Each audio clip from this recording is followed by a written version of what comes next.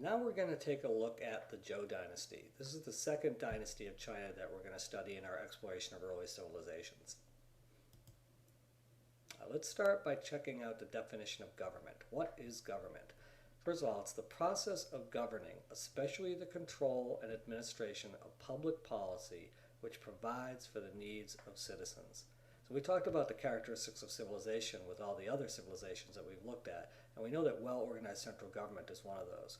But for China, the concept of government is really important. They really sort of invented the concept of government, and they've been doing it longer than any other civilization that's around, because China has over 5,000 years of the world's longest lasting continuous civilization.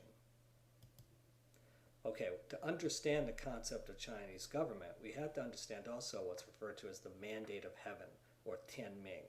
And this is the idea that heaven sort of oversees everything that takes place on earth. Heaven and earth are interconnected, and what happens on earth is usually the result of some influence in heaven.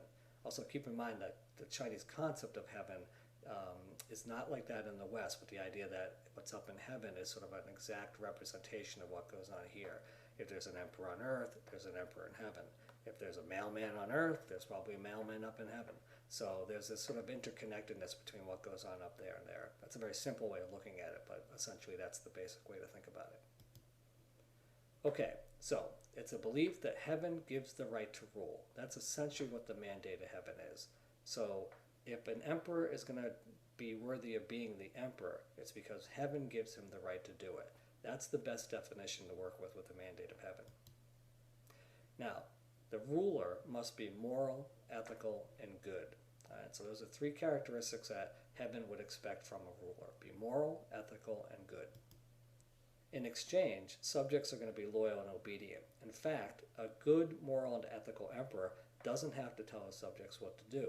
They will see that he's being good, moral, and ethical, and they will then follow in his footsteps. He'll be like a role model, and so they won't even have to told to be obedient. They just will be, because they recognize he's being moral, good, and ethical. Now, if he's bad, right? If there's bad leadership, that gives the people the right to rebel. So an emperor who's not moral, good, and ethical basically doesn't deserve the mandate, and therefore the people have the right to rebel against him. And this has happened numerous times in Chinese history, both in the ancient past and also in the more recent present.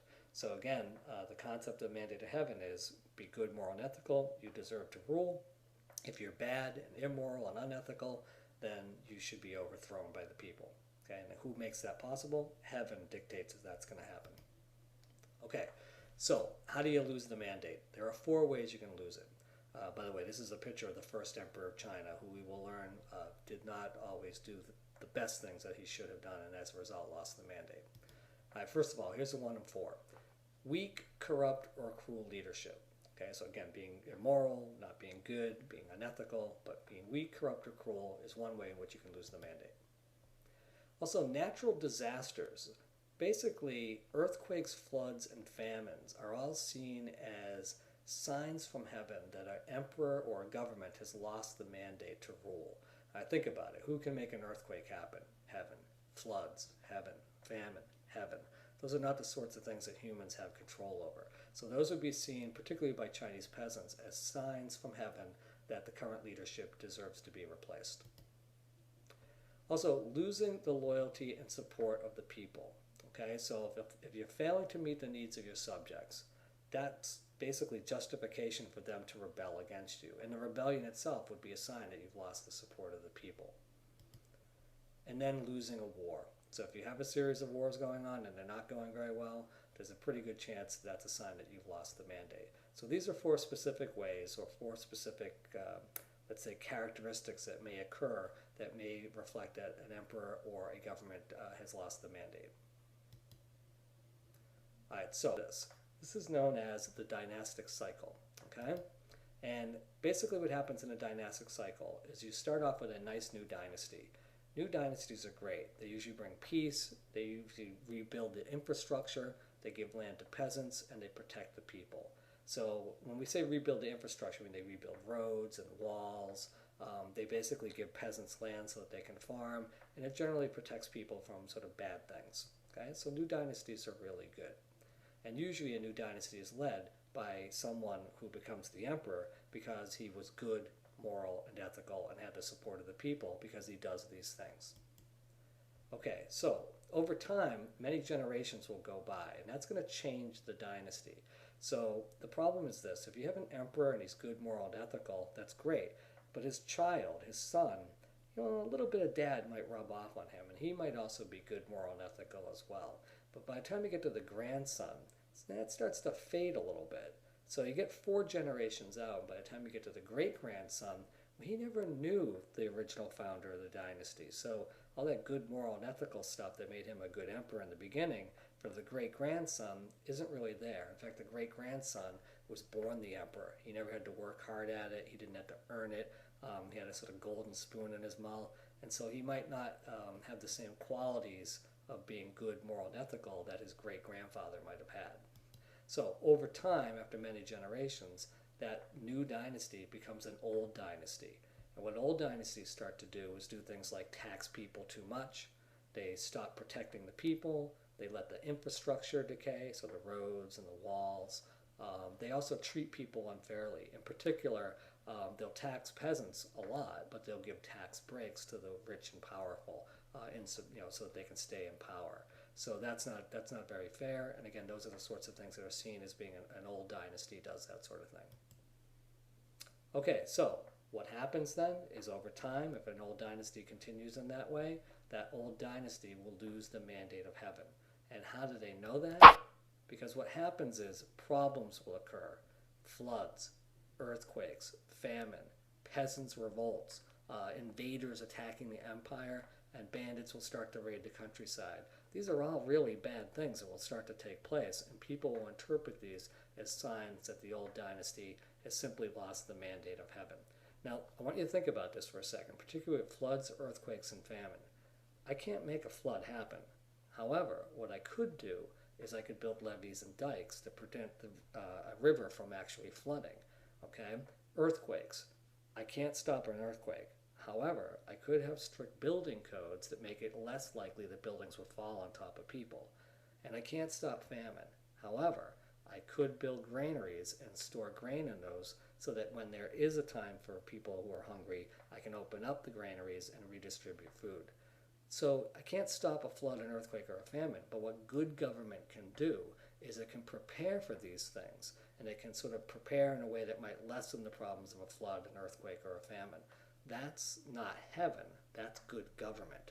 And the problem is that old dynasties are spending their money, they'll raise taxes, but they'll spend the money building pleasure palaces for the emperor and not doing things like fixing the dikes or enforcing building codes or building granaries or protecting people by building walls. So again, it's all about how the old dynasty is going to use its power. If it uses it poorly, if it's not being moral, ethical, and good, then these problems are going to start to arise. Traditionally, though, the Chinese peasants have always seen these as signs from heaven. But essentially what we know is that they're really just signs of either good or bad government.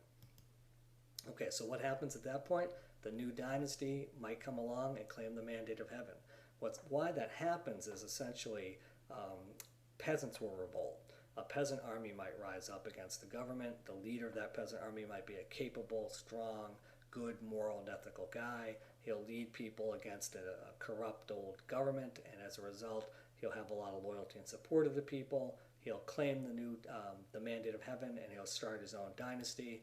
And that's when the cycle repeats itself. You start off once again with another new dynasty. The problem here, though, is that the cycle does repeat itself. So you can see, over time, the dynasty continues in that manner. And so throughout Chinese history, this process has happened again and again. So if I take a look at this, what I'm looking at is a sort of very simplistic timeline of Chinese history. And I can see that over 3,561 years, from the year, like over here, 1650, all the way up until 1911, which is when they had the Republican Revolution, I can see that in that time period there were many different dynasties in China. And each dynasty went through that dynastic cycle. Some of them were pretty short, like the Qin dynasty, which was only about 15 years. And then some of them were pretty long, like the Han dynasty, which was over 400 years. So some of these dynasties are short, some of them are long, But in either way, the dynastic cycle process generally happened.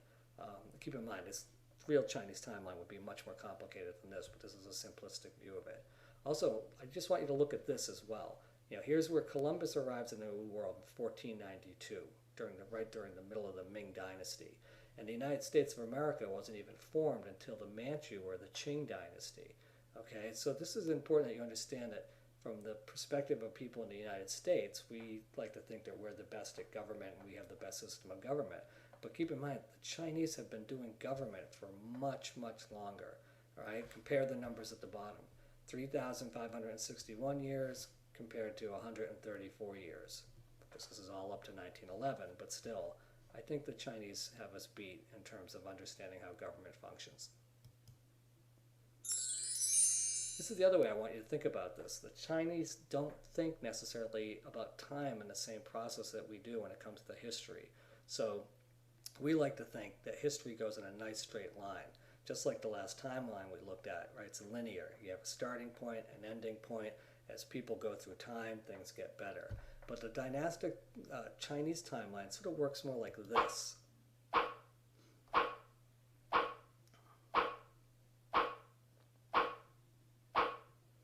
Okay, think of it as like a series of, like a bed coil, if you were to stretch out a bed coil. And you can see the dynasties repeat themselves. Again, some are short, some are long, but the process is generally the same process. But it's a very different sort of conceptual view of how time might actually flow. In fact, here's a typical Chinese timeline, an outline of Chinese history across time.